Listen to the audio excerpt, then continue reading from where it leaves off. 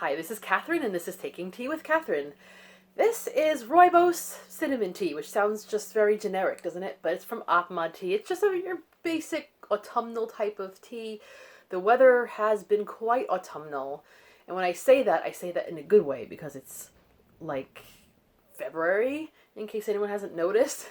But it felt really lovely out, and because of that, I was able to after work, instead of doing my normal trudging home and dealing with the cats caterwauling, etc., I thought, you know what, I could go downtown and bring a big sack of books back to the Strand, get a little bit of money, probably not a lot, and maybe get a little money off of some new books, new to me books, which I kind of did. Actually, I got more money than I thought I would.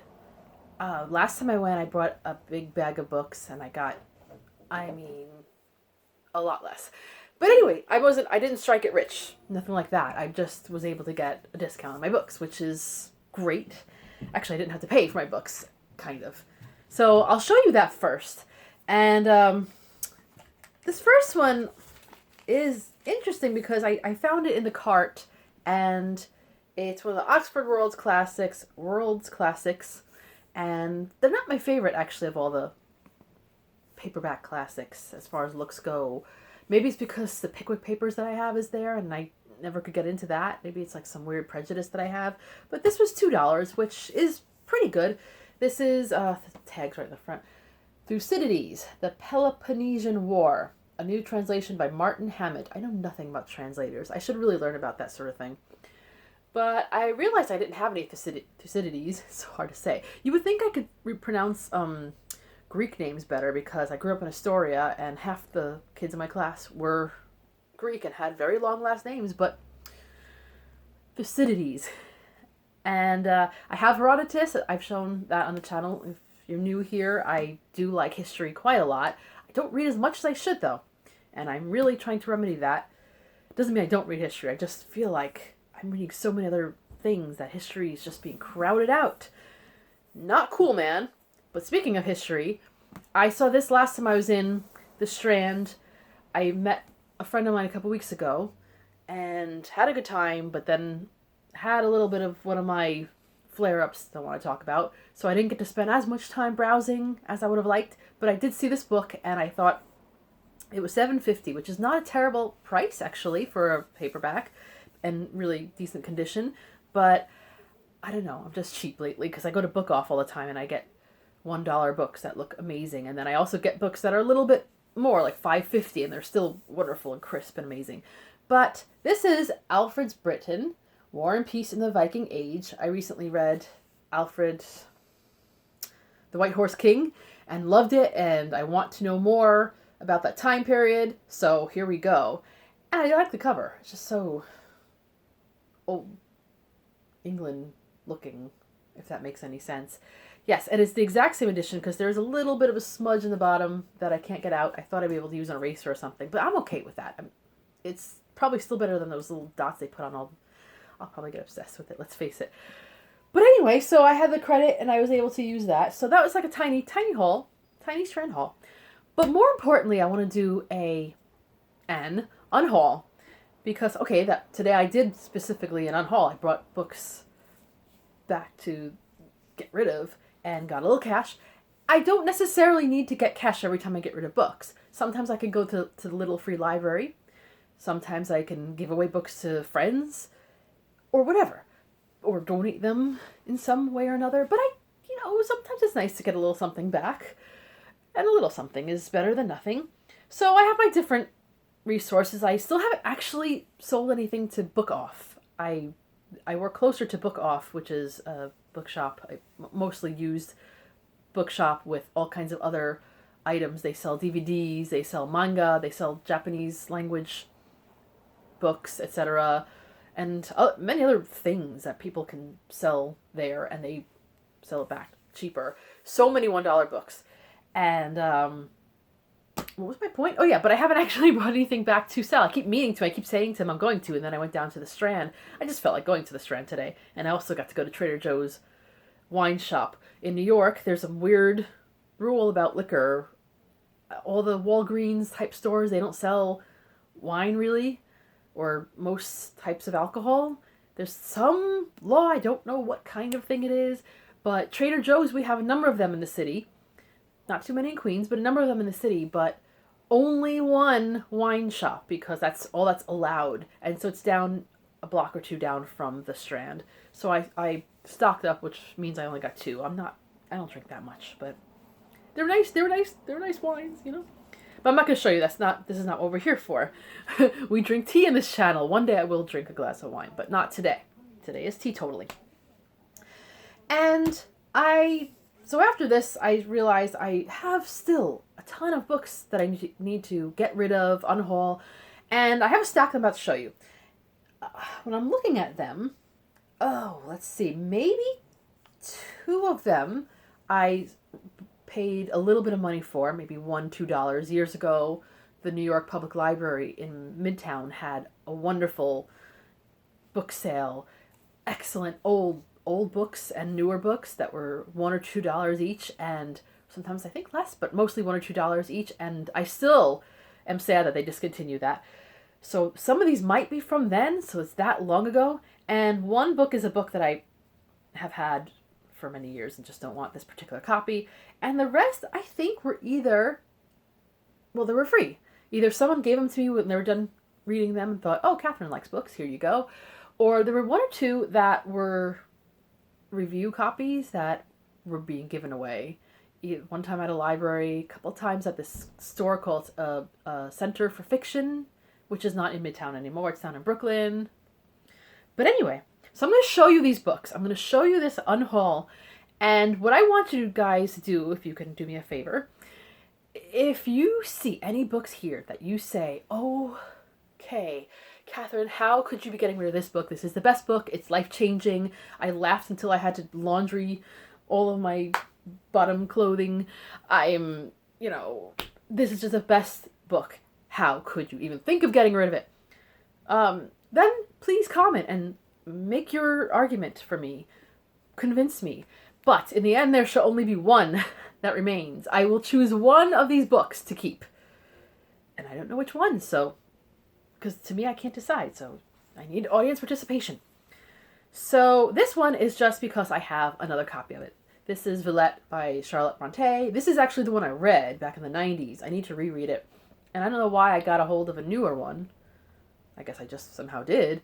So this one is just kind of old, and it's kind of sad. I almost want to get rid of it because it has bite marks from a cat that has been gone for quite some time.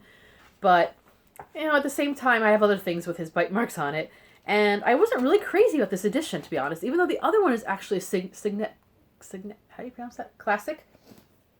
I just don't really like it. So that's one. I'll probably just get rid of it just because. This is James A. Michener, The Bridge at Andau, the compelling true story of a brave and battled people. But I can never get into James Michener. Is it Michener or Michener? Michelin Tires. Anyway, I can never get into him, and I have another copy of his book, The Source. It's a big hardback that I would like to also maybe one day not have. But I don't know, it was my dad's copy, so sometimes it's hard to get rid of books that my dad read and had. But this one is not the case. It's I think this is one that someone gave to me, and I've had it for quite some time, and I'm just not drawn to it. I'm sure it's great for someone, but not really for me. Similarly, I don't know why it's similar. I feel like they're different countries and all, but for some reason these two remind me of each other. Some weird, I don't know why. But this is, I think I got this from the same person. This is Joseph Conrad's Nostromo. I can't even pronounce these things, so why should I even hold on to it? This, I think, takes place in South America. I've never read any of Joseph Conrad's books. I don't feel like I would like him. I could be totally wrong, but I don't feel like I don't feel it. I just don't. But it's a gorgeous edition, very newish, so I probably could get a good deal for this somewhere. But I don't know. I think it's from the UK. It's Nonsuch Publishing. This edition. I don't know. Guys, I really don't. I don't. Here's another pretty cover, and I probably got this. It has a little $1 sign that looks like I got it from the Mid-Manhattan Library sale. So, and this was, let me see, this was published, so this will determine it, 2004. So very likely I did. This is The Love Wife by Jish Jen. Has a beautiful butterfly. It's been a long day. Sunflower in the front. And it's a novel. It's really pretty on the side. I've seen this a lot in Book Off too. So I don't know. It's about someone named Carnegie Wong, second generation Chinese American, warm hearted, funny guy, and his wasp wife, Blondie, and their two adopted Asian daughters. I mean, it was kind of something where I thought maybe I should read a little more widely, not just your typical, white person book. But I don't know if this is exactly what I have in mind when I want to branch out. I could be wrong. It could be a great story. And it is a really nice cover, but I keep seeing it in my bookshelves and I keep looking at it saying, I don't know, I just don't feel like reading it. So can you convince me otherwise? I don't know. And that also goes along with the fact that, okay, I've shown you some classics here, but, I tend to not, I have some, but I tend to not want to hang on to too many contemporary, when I say contemporary, I mean within the last 40 years, novels, unless they really blow me away. If they're really amazing, then I want to hold on to them. But otherwise, I tend to like to hang on to classics. Not all the classics. If I don't like them, then I don't want to keep them. But I like to hold on to classics, and I really like to hold on to my nonfiction because I can refer to them. But the contemporary, I don't feel as much. Sometimes the mystery novels, but even those, if they weren't quite good. So if I have this one staring at me in the face, even if it's pretty, it's taking up space where I could probably shrink my contemporary fiction books and put other things in, right? There's never enough space. This is another book that I got, judging from the writing, probably from the Mid-Manhattan Library, and it's the first book, I think, or one of the early books by Joanne Harris, Sleep Pale Sister, a novel. I've read some of her books. I think I have one of them, yep, up there, Holy Fools. And that was really good. I liked it. I liked it. 4/4 of the Orange, I think it's called. Or 5/4 of the Orange. 5/4 of the Orange. I liked that one too, although its description of migraines was a little bit too real for me. And I know this one has slight inferences of Pre-Raphaelite type things, but there's just something about when I've read reviews, etc. I don't know. However, look, it has a quote, a hauntingly evocative laudanum dream of a novel by Christopher Fowler. Yikes, Christopher Fowler, whom I love. Is it whom? Who? I love because he writes the Bryant and May Peculiar Crimes Unit mysteries and he thinks it's great. But there's just something about it. There's some guy, I think, in here that falls in love or is obsessed with a young child. And that doesn't really float my boat. I know that's a very Victorian type thing. I don't know. I feel like I don't really want to read this, but change my mind? Maybe. Okay, the last three are, I think, just things that I picked up for free, and this is The Last Days of Video by Jeremy Hawkins. It's got looks like a VHS cassette tape thing. Brings back lots of memories.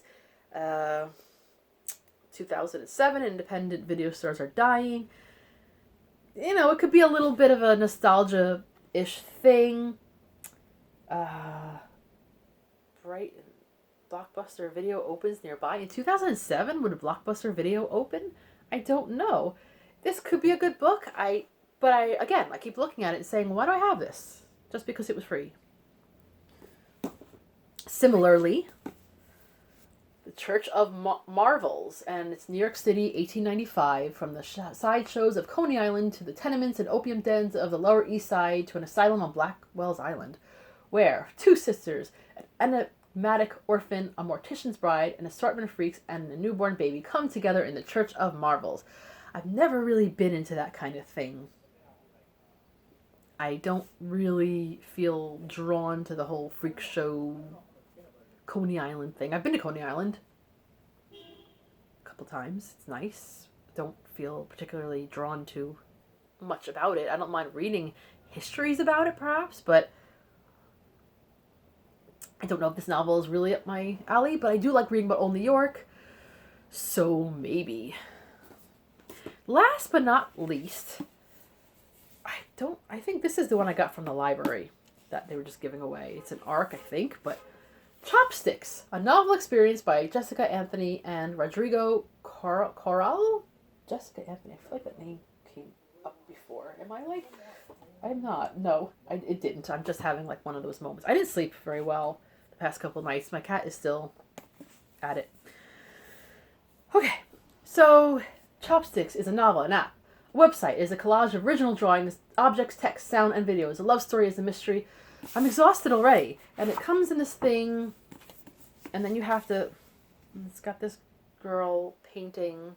I still don't know where Chopsticks comes from. Is that the food implement, or is it a piano for beginners? And now it's got a couple who look very much in love. And it's a lot of, I mean, it's pretty. It's got pictures and clips. It's kind of cool the way it looks. It's not a normal novel, obviously. Some pictures. It's like telling a story not in the most typical way. And then there's, I guess, backs of postcards in here. I mean, it's really cool. Again, did I say cool already? I'm sure it's great, but here's my problem. Do I need it? Do I need this? I mean, I've never really felt the need to look back at it, and even if it is an interesting, different, blah, blah, blah, hipster, cool thing, first of all, it's really hard to put together. It's like, it's a project to put it back in its box. And I'm the kind of person who will start using language that she doesn't want to use if she has to keep doing this. So the point is, all right, it's back in here. And now I slide it back in here. And that is my patience for the day. So, okay, yeah, it's a cool object. You can't get a lot of money for advanced reader copies, but some places will accept them. My thing is, it just sits in one of my shelves, takes up valuable real estate that could be used for anything else. It could be used for Behind the Mask, The Life of Vita Sackville West. Have I ever showed this to you guys? You know? It just happens to be sitting here. It could be shown, this one, The Brothers Boswell. It could be anything. So I'm just trying to make space. And again, a lot of these have reasons that they could be good books, but I'm looking if you guys would like to participate, and if you don't, then I'm just going to have to make my own decisions because I'm on my own. But either way, if you do have any opinions, arguments, excitement, please comment down below. I will base it mostly on how many people argue for a particular one and or a really, really good argument. So that's been my haul/unhaul, mostly unhaul. And I hope you've enjoyed. If you have any, besides the comments that I've requested, if you have any other comments about maybe the new books that I have, new to me books that I have, or whatever, if you like this kind of content, please subscribe. Thank you to all the new subscribers very much. Hope you have, this is Taking Tea with Catherine. Did I mention that? Hope you have a lovely tea-filled and unhaul-filled day. Bye.